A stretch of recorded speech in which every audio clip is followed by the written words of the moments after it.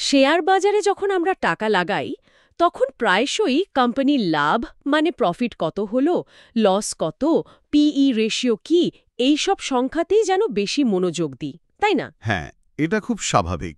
সংখ্যাগুলো দেখতে সহজ, তুলনা করতেও সুবিধে। কিন্তু এই সংখ্যাগুলো তো আসলে শেষ কথা নয়। এর পেছনে কারা আছেন, মানে কোম্পানির ম্যানেজমেন্ট, তাদের ভূমিকাটা কতটা, আমরা কজন সেদিকে তাকাই। আজকের আলোচনা কিন্তু এই খুব জরুরি অথচ একটু কম আলোচিত বিষয় নিয়েই। একদম।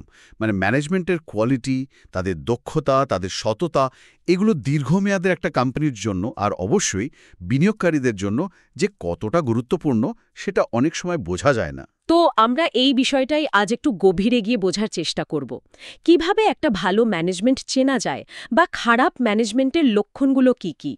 কারণ দেখুন, আর্থিক পরিসংখ্যান দিয়ে তো অনেক সময় একটা সাজানো ছবিও দেখানো যায়, কিন্তু আসল চালিকা শক্তি তো ম্যানেজমেন্ট। ওয়ারেন বাফেটের ওই কথাটা মনে আছে? কোনটা বলুন তো? উনি বলেছিলেন যে ধরুন খুব ভালো একটা ম্যানেজমেন্ট টিম, তারা যদি একটা খারাপ অর্থনীতির ব্যবসার দায়িত্বে আসে, শেষমেশ কিন্তু ব্যবসাটার যে খারাপ দিক সেটাই থেকে যায়।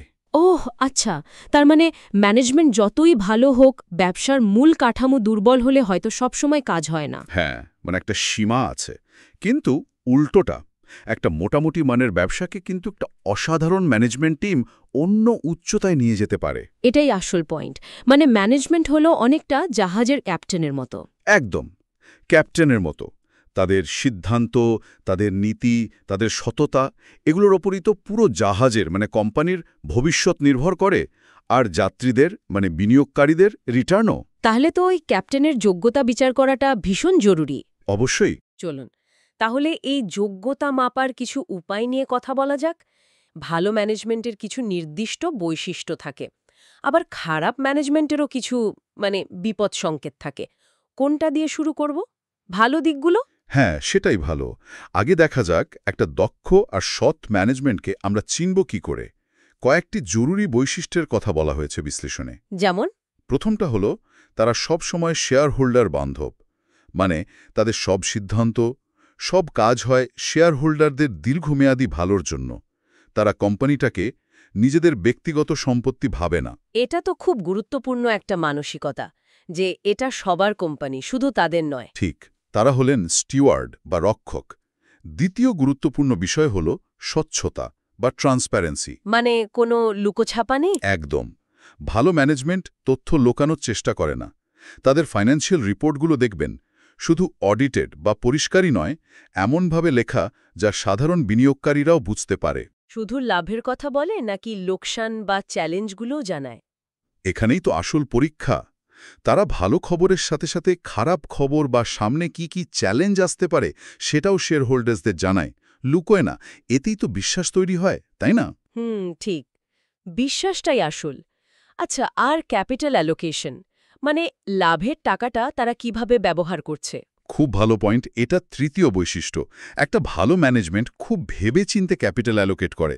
হাতে ক্যাশ এলে তারা দেখে যে এখন শেয়ার হোল্ডার্সদের ডিভিডেন্ড দেওয়া উচিত, নাকি ব্যবসার গ্রোথের জন্য টাকাটা রেখে দেওয়া দরকার, রিটেইন করা উচিত। দুটোর মধ্যে ব্যালেন্স করে। হ্যাঁ, একটা সুষম ব্যালেন্স। এমন নয় যে সব টাকা বিলিয়ে দিল, আবার এমনও নয় যে গ্রোথের সুযোগ থাকতেও টাকাটা শুধু শুধু ফেলে রাখল। ব্যবসার প্রয়োজন আর ভবিষ্যতের সম্ভাবনা দুটোই তারা বিচার করে। আচ্ছা, আর ভবিষ্যতের ব্যাপারে তারা যে কথা বলে, গাইডেন্স দেয়, সেখানে কি খুব ফুলিয়ে ফাঁপিয়ে বলে? না, এখানেই চতুর্থ বৈশিষ্ট্যটা আসে। ভালো ম্যানেজমেন্ট সাধারণত বাস্তবসম্মত প্রতিশ্রুতি দেয়। তারা ওভার প্রমিসিং করে না, এমন লক্ষ্যমাত্রা বা গাইডেন্স দেয় যা অর্জন করা সম্ভব। বিশ্লেষণে বলা হচ্ছে, ভালো ম্যানেজমেন্ট অনেক সময় বেশ বিনয়ী হয়। তারা লোক দেখানো বা প্রচারে খুব একটা বিশ্বাস করে না। কাজ দিয়ে প্রমাণ করে। ঠিক, তাদের কাজই কথা বলে। তাদের ফোকাস থাকে টেকসই গ্রোথ আর শেয়ার হোল্ডারদের জন্য সত্যিকারের ভ্যালু তৈরিতে। শুধু আজকের শেয়ার প্রাইস নিয়ে তারা ভাবে না। বাহ, এই গুণগুলো তো সত্যিই একটা কোম্পানিকে দীর্ঘমেয়াদে এগিয়ে নিয়ে যেতে পারে। নিঃসন্দেহে। বেশ, ভালো দিকগুলো তো বোঝা গেল। এবার একটু আয়নার উল্টো পিঠটা দেখি, বিপদ সংকেত। কোন লক্ষণগুলো দেখলে আমাদের একটু একটু থমকে দাঁড়ানো উচিত, বোঝা উচিত যে এই ম্যানেজমেন্ট হয়তো ঠিক নয়, বা আমাদের উৎসের ভাষায় বললে ক্রুক হতে পারে? হ্যাঁ, কিছু স্পষ্ট রেড ফ্ল্যাগ বা বিপদ সংকেত আছে যেগুলো এড়িয়ে যাওয়া একদমই উচিত নয়। কি রকম? প্রথমত দেখবেন কিছু ম্যানেজমেন্ট বারবার বাজার থেকে টাকা তোলে, মানে ফান্ড রেজ করে, নতুন শেয়ার ইস্যু করে, রাইটস ইস্যু বা অন্য কোনো উপায়ে। কিন্তু কিন্তু টাকাটা কোথায় যাচ্ছে তার হিসেব নেই। ঠিক, বা হিসেবটা খুব অস্পষ্ট হয়। হয়তো বিশাল কোনো প্রজেক্টের কথা বলে টাকা তোলা হলো, কিন্তু সেই প্রজেক্টটার আর কোনো খবর নেই। টাকাটা কোথায়, কিভাবে খরচ হলো তার স্বচ্ছ কোনো জবাবদিহি পাওয়া যায় না। এটা একটা বড় চিন্তার বিষয়। হুম টাকা তোলার উদ্দেশ্য আর ব্যবহারের মধ্যে একটা ধোঁয়াশা। হ্যাঁ। দ্বিতীয় একটা মারাত্মক লক্ষণ হল যাকে বলে রিলেটেড পার্টি ট্রানজ্যাকশন, মানে? নিজেদের লোকেদের সাথে লেনদেন। ঠিক ধরেছেন। ম্যানেজমেন্ট বা ডিরেক্টররা তাদের নিজেদের বা তাদের পরিবারের সদস্যদের বা বন্ধুদের কোম্পানির সাথে এমন সব ব্যবসায়িক চুক্তি করছে যা হয়তো কোম্পানির জন্য লাভজনক নয়, কিন্তু তাদের ব্যক্তিগতভাবে লাভবান করছে। উদাহরণ দিলে একটু সুবিধা হয়। ধরুন, কোম্পানির একজন ডিরেক্টরের ভাইয়ের একটা সাপ্লাই কোম্পানি আছে। দেখা গেল বাজার দরের চেয়ে অনেক বেশি দামে সেই কোম্পানি থেকে কাঁচামাল কেনা হচ্ছে। অথবা ডিরেক্টরের ছেলের একটা কনসালটেন্সি ফার্মকে মোটা টাকায় কনসালটেন্সি ফি দেয়া হচ্ছে, যার হয়তো কোনো দরকারই ছিল না। ওহ বাবা, এটা তো সরাসরি কোম্পানির টাকা নয়ছয় করা। হ্যাঁ, এই লেনদেনগুলো হয়তো অ্যানুয়াল রিপোর্টে উল্লেখ থাকে নিয়ম মেনে, কিন্তু যদি দেখা যায় এগুলো কোম্পানির স্বার্থের বিরুদ্ধে যাচ্ছে, শুধু নির্দিষ্ট কিছু লোককে সুবিধা পাইয়ে দেওয়ার জন্য করা হচ্ছে, তাহলে সেটা একটা বিরাট রেড ফ্ল্যাগ। আচ্ছা, আর অ্যাকাউন্টিং হিসাবপত্রের মধ্যেও কি কারচুপি হতে পারে? অবশ্যই। তৃতীয় লক্ষণ এটাই, অ্যাকাউন্টিংয়ের মারপ্যাচ।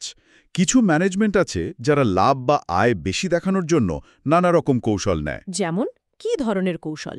যেমন ধরুন, যে মালটা এখনও বিক্রি হয়নি সেটাকে বিক্রি দেখানো, যাকে বলে চ্যানেল স্টাফিং।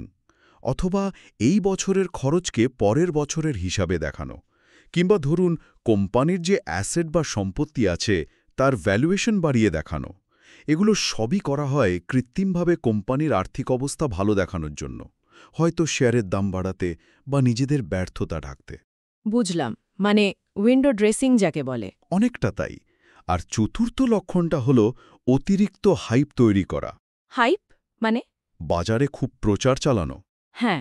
এই ধরনের ম্যানেজমেন্ট দেখবেন মিডিয়াতে অ্যানালিস্টদের সাথে মিটিংয়ে কোম্পানির ভবিষ্যৎ নিয়ে বিশাল বিশাল গল্প বলছে, এমন গ্রোথের স্বপ্ন দেখাচ্ছে যা হয়তো বাস্তবসম্মত নয়।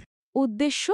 উদ্দেশ্য হল মূলত নতুন অনভিজ্ঞ বিনিয়োগকারীদের আকৃষ্ট করা, শেয়ারের দামে একটা কৃত্রিম উত্তেজনা তৈরি করা। কিন্তু যখন রেজাল্ট বেরোয় তখন দেখা যায় কথার সাথে কাজের কোনো মিল নেই। এই অতিরিক্ত হাইপটাও কিন্তু অনেক সময় ভেতরের দুর্বলতা ঢাকার একটা চেষ্টা। এই প্রসঙ্গে বেঞ্জামিন গ্রাহামের কথাটা মনে পড়ছে। উনি বলেছিলেন, বিনিয়োগকারীদের সবচেয়ে বড় ক্ষতি হয় তখনই যখন তারা ভালো ব্যবসায়িক পরিস্থিতিতে নিম্নমানের সিকিউরিটি কিনে ফেলে। একদম। আর এই নিম্নমানের সিকিউরিটি মানে কিন্তু শুধু খারাপ ব্যবসা নয়, এর মধ্যে খারাপ ম্যানেজমেন্টও পড়ে। একটা দারুণ সম্ভাবনাময় ব্যবসাও কিন্তু ভুল বা অসৎ নেতৃত্বের কারণে ডুবে যেতে পারে। ঠিক। তাই এই বিপদ সংকেতগুলো চেনাটা খুব জরুরি। কিন্তু প্রশ্ন হল, আমরা যারা সাধারণ বিনিয়োগকারী তারা এই বিষয়গুলো বুঝব কিভাবে? ব্যালেন্স শিট, প্রফিট লস স্টেটমেন্টের সংখ্যাগুলো তো তাও চোখে দেখা যায়, কিন্তু ম্যানেজমেন্টের সততা, দক্ষতা এগুলো মাপা তো বেশ কঠিন মনে হচ্ছে। কঠিন, কিন্তু অসম্ভব নয়। একটু চেষ্টা আর সময় দিলে বোঝা যায়। উৎস কিছু বাস্তবসম্মত পদ্ধতির কথা বলছে। কি সেগুলো? প্রথম এবং সবচেয়ে গুরুত্বপূর্ণ হাতিয়ার হল কোম্পানির বার্ষিক প্রতিবেদন বা অ্যানুয়াল রিপোর্ট। তবে শুধু সংখ্যার পাতাগুলো উল্টে গেলে হবে না। তাহলে কি দেখতে হবে? রিপোর্টে সিইও এবং চেয়ারম্যান শেয়ারহোল্ডারদের উদ্দেশ্যে যে চিঠি বা বার্তা দেন সেটা খুব মন দিয়ে পড়তে হবে। তাদের লেখার ধরনটা দেখুন। তাদের ভবিষ্যৎ পরিকল্পনা বা ভিশন কতটা পরিষ্কার, কতটা বাস্তবসম্মত। তারা কি শুধু সাফল্যের গল্পই বলছেন, নাকি চ্যালেঞ্জ বা ঝুঁকিগুলোও স্বীকার করছেন? ভাষার ধরনটাও কি গুরুত্বপূর্ণ? খুব। ভাষা কি সহজবোধ্য আর স্বচ্ছ, নাকি ইচ্ছাকৃতভাবে কঠিন শব্দ বা জার্গন ব্যবহার করে আসল জিনিসটা লুকানোর চেষ্টা করা হচ্ছে? একজন সৎ আর আত্মবিশ্বাসী লিডার সাধারণত সরাসরি এবং স্পষ্ট কথা বলেন। এখান থেকে তাদের মানসিকতার একটা আঁচ পাওয়া যায়। ঠিক, এটা একটা ভালো পয়েন্ট। এরপর দ্বিতীয় পদ্ধতি হল প্রোমোটার হোল্ডিং ট্র্যাক করা। মানে কোম্পানির যারা প্রোমোটার বা প্রতিষ্ঠাতা তাদের হাতে কোম্পানির কত শতাংশ শেয়ার আছে সেটা দেখা। এটা গুরুত্ব কি?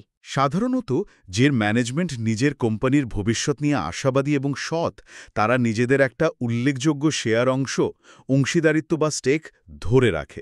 এটা তাদের দীর্ঘমেয়াদী কমিটমেন্টের একটা লক্ষণ। হ্যাঁ, কিন্তু যদি দেখেন প্রমোটররা ক্রমাগত তাদের শেয়ার বিক্রি করে দিচ্ছেন, কোনো সঙ্গত কারণ ছাড়া। হ্যাঁ, বিশেষ করে কোনো সঙ্গত কারণ ছাড়া বা বাজার যখন ভালো অবস্থায় আছে তখনও বিক্রি করছেন, তাহলে একটু চিন্তার বিষয়।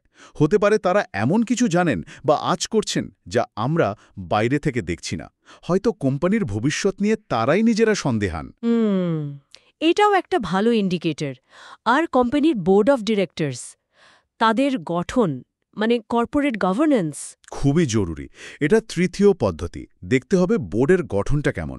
বোর্ডে কি যথেষ্ট সংখ্যায় ইন্ডিপেন্ডেন্ট ডিরেক্টর বা স্বাধীন পরিচালক আছেন? ইন্ডিপেন্ডেন্ট ডিরেক্টর মানে? যারা কোম্পানির ভেতরের লোক নন, ঠিক, যারা ম্যানেজমেন্টের অংশ নন, প্রোমোটারদের আত্মীয় বা বন্ধু নন, তাদের কাজ হল ম্যানেজমেন্টের কাজকর্মের উপর নজর রাখা, শেয়ার হোল্ডারদের স্বার্থ রক্ষা করা, প্রয়োজনে প্রশ্ন তোলা।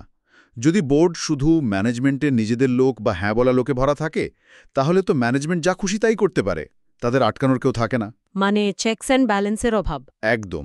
তাই শক্তিশালী স্বাধীন বোর্ড থাকাটা ভালো কর্পোরেট গভর্নেন্সের লক্ষণ। আচ্ছা, আর ম্যানেজমেন্ট যা বলে তা করে কিনা, মানে কথার সাথে কাজের মিল, সেটা কিভাবে ট্র্যাক করা যায়? এটাই হলো চতুর্থ পদ্ধতি, ধারাবাহিকতা বা কনসিস্টেন্সি পরীক্ষা করা। গত ৫-১০ বছরের ট্র্যাক রেকর্ড দেখুন। কি দেখব সেখানে? দেখুন কোম্পানি কি নিয়মিত ডিভিডেন্ড দিয়েছে, যদি তাদের পলিসি ডিভিডেন্ড দেওয়ার হয়।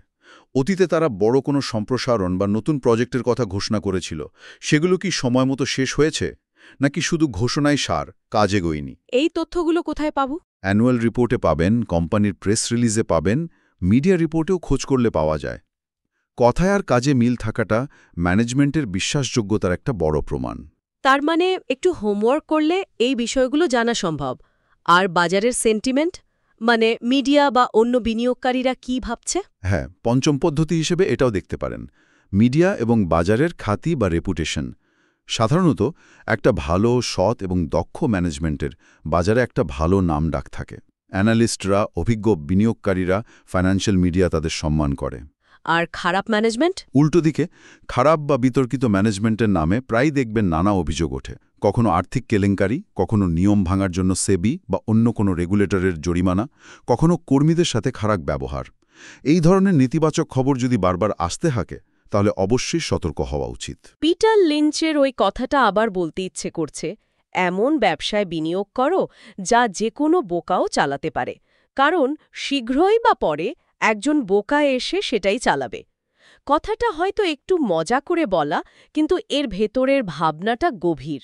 ভাবনাটা হলো, ব্যবসার মডেল যতই শক্তিশালী হোক না কেন, ড্রাইভিং সিটে যদি একজন অযোগ্য বা অসৎ চালক বসে থাকে, তাহলে দুর্ঘটনা ঘটতে পারে, মানে বিনিয়োগকারীদের ক্ষতি হতে পারে। তাই শুধু কোম্পানির প্রোডাক্ট, মার্কেট শেয়ার বা ব্যবসার মডেল দেখলেই হবে না।